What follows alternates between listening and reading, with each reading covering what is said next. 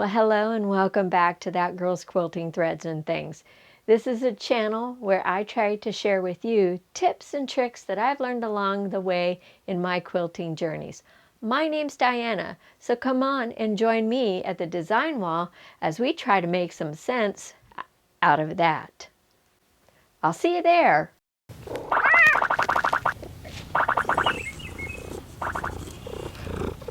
Okay, so after looking at all the blocks and deciding how I want to have them laid out, we have our layout here. So I've got all the blocks put in the place where I think most visually appealing. So we look at balance of color, we look at pattern, print, repetition. We try to just make sure that it's nicely balanced. The next thing that I wanted to do is I wanted to make sure that these blocks stood out and floated by themselves. That's where the sashing comes into play. So if you notice, putting all those blocks together, right, they look like they kind of all meld in. And since none of these blocks are repeats, it kind of creates a little bit of visual confusion from my perspective. Today, I'm going to show you how I calculated the measurements for the sashing and then how I prepped up my sashing. So we're going to start by putting sashing on the inner parts of our blocks. We'll start with the vertical pieces. After we've done that, we're going to go and we're going to put some horizontal sashing in between. The last step for us is going to be to add the outer sashing. Applying the outer sashing is going to be much like applying a border. So let's go ahead and get started. We've already laid out our blocks. Now we want those blocks to stand out by themselves. So we're going to add that sashing. To figure out the sashing, we're going to calculate how much we need for each sashing component. So we have inner vertical sashing, and then we need to calculate for our inner horizontal sashing, and then we want to calculate the sashing for around the whole thing. So let's go ahead and start with our vertical sashing pieces. So looking at our just generalized mock-up, we see that for our inner vertical sashing, we have 1, 2, 3, 4, 5, 6, 7, 8 inner vertical sashing strips. So what we want to do is we know that our blocks are finishing at 12 inches, which means that they're 12.5 inches unfinished. So we need to have 8 units cut at 12.5. So we are going to multiply 8 times 12.5, and that's going to give us 100 inches. So we're going to cut 100 inches of fabric at 2.5 inches wide. Then we're going to go and we're going to take and attach our inner vertical units to each of our blocks for each of our rows. At the end, we're going to have 1, 2, 3, 4 rows measuring at 12, 24, 36, measuring at 36 plus our 2 inches of vertical sashing is 40. So each of our rows is going to finish at 40 inches plus that 1/2 inch for the seam allowance. The next thing that we want to figure out is our inner horizontal sashing strip. We know that when these rows are all put together plus that 1/2 inch seam allowance, we know we need to cut 3 units at 40 and 1/2 inches. What does that equate to in yardage? 3 times 40 and 1/2 inch, and that's going to give us a total of 121 inches. So once we have our 3 units cut, and you can do this however order of operation works best for you. So I might take the top row and a sashing strip, then I might grab a middle row and attach a sashing strip, and then the third row and attach a sashing strip. I will then turn around and attach these 2 units to these 2 units and attach the third unit to it, and then the final row. Once we have all of our rows put together, the next element that we need to calculate for is going to be our left and right outer sashing borders. Our left and right outer sashing borders are measured based on the total length from top to bottom from our last assembly process.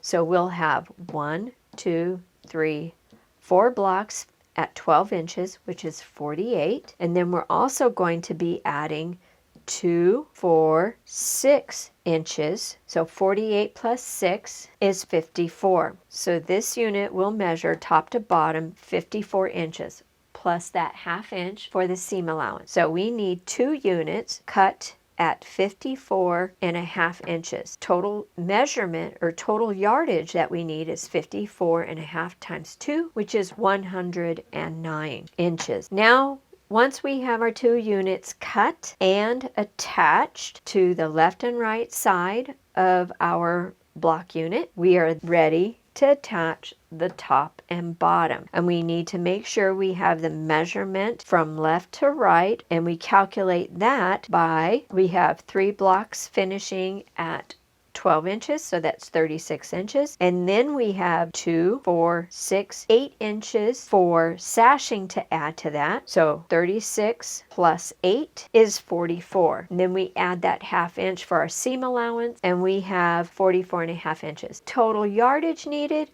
is 2 times 44½, which is 89. So now we have all of the units figured out.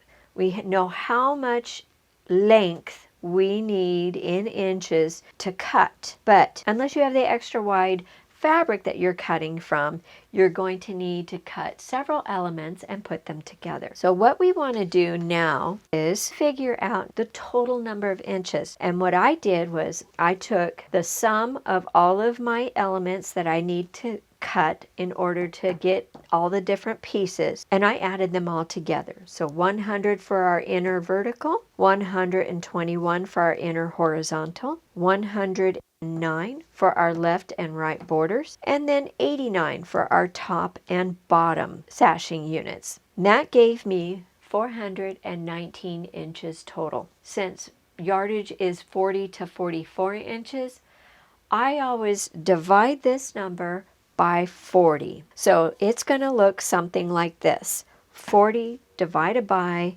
419.5, which is going to give me roughly 10.48 strips. That's what we're calculating. This number of strips that we need to cut. Well, we're not going to cut partial strip. We need to go ahead and round it up to the very next number, which is 11. Even if it was 10.001, strongly recommend that you go ahead and round it up to the next number.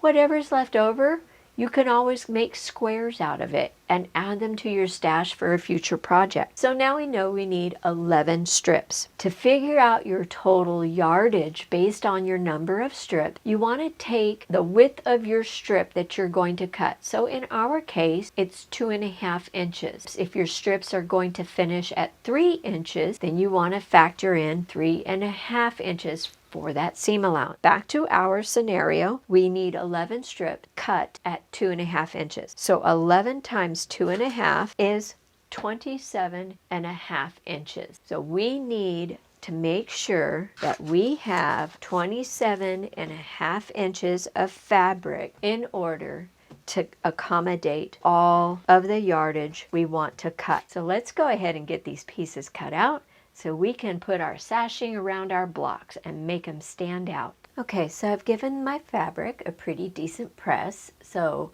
now what we're going to do is we're going to go ahead and cut our 11 strips. So if I only fold my fabric just once, and I could use a really nice long ruler like this. This one is 24 inches long. Then I can just go ahead and lay this down right here, full length of it, making sure that I have a nice crisp and straight line on the fold, and that's going to make sure I don't have a bend in this strip. And then I'm going to go ahead and give it a nice clean edge.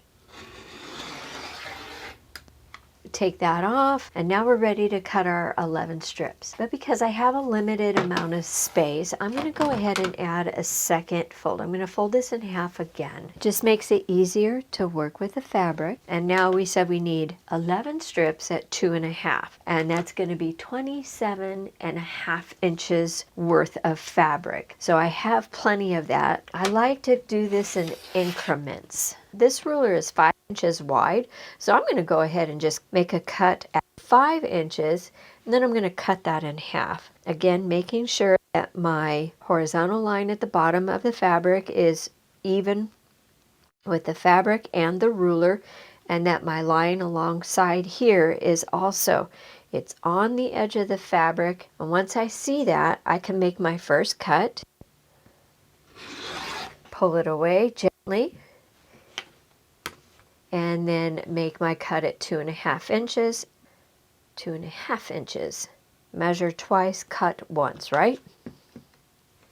All right, so I have 2 strips down.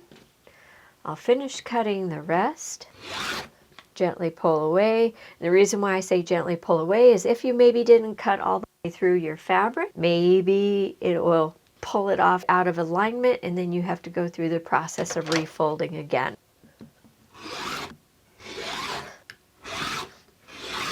For some of your longer strips that run more than 40 inches long, if you are concerned about seams and continuous strips, then what I recommend is that when you go to cut your sashing or measure out your sashing, and you know you need a continuous strip that is longer than 44 inches, for example, and you don't want to see any seams inside of that particular sashing piece, then consider purchasing enough yardage so that you can make your sashing cut lengthwise. For example, if you need a strip that's 54 inches, consider buying at least 54 inches of fabric, and then you can make those cuts and make those sashing strips continuous. All right, so we have 11 strips.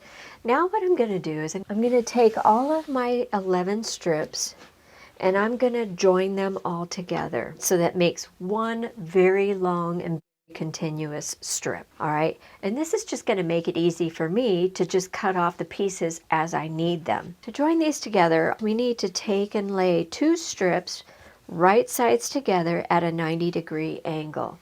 All right, so we're going to lay these 2 strips just like that. Then I'm going to sew a diagonal line from this intersect right here all the way down to this intersect right here. When we go to open it up, it's going to allow for a single continuous strip, just like that.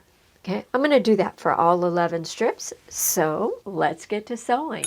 Now, you can pin it, and you can draw a line from corner to corner if it helps you with your guide a little bit, or you can use something to mark your needle straight line, like this really good, it's called 1/4 inch seam tape. So I'm going to go ahead and line this up with my needle, drop my needle down, and keep my corner right alongside that red line. There we go.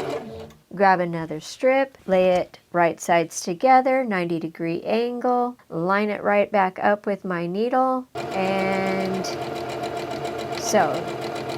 So I'm going to continue this until I have all 11 strips joined together to make one long continuous strip.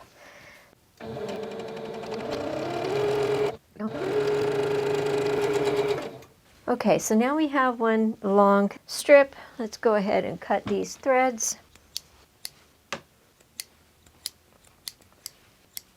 Okay, now we have this big pile of one very long 400 and some odd inches of 2.5 inch strips. Let's grab that end and this end, and now I am able to cut 2 at a time at 2.5 inches. If you're layering it up like this, just make sure that that all of your edges are lined up. So let me go ahead and get myself a nice clean edge. Make sure that my ruler line is going right along the line of the fabric, top and bottom.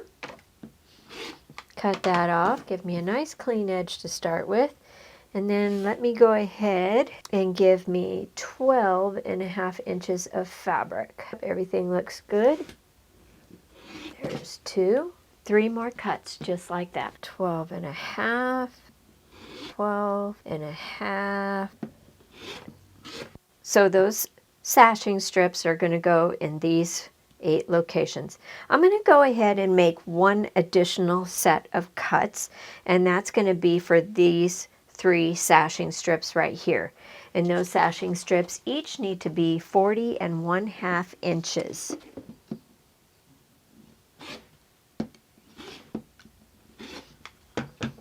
There's our first 2 sets of sashing for our inner horizontal and our inner vertical.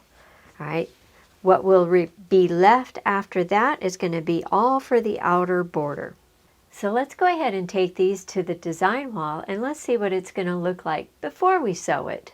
Okay, so we've laid out our inner vertical sashing pieces and now our horizontal sashing pieces. And we can start to see how these quilt blocks now can stand or float on their own inside the quilt. Now some sashing you can insert cornerstones, but for this pattern I really wanted to focus on the blocks. So I'm not putting any cornerstones in to accent anything. I feel that in this case the cornerstones might take away from the intention of the block. Now we're ready to start sewing these together. So to start, we're going to go ahead and we're going to take our middle quilt blocks and our middle vertical sashing pieces. I'm going to attach them to the left and right side of each quilt block. There! Finally got it all up. So there we have our inner border vertical strips inserted in between each block. Now we're going to go ahead and insert our inner horizontal strips. And once I've done that, I'm going to go ahead and just connect all the rows together.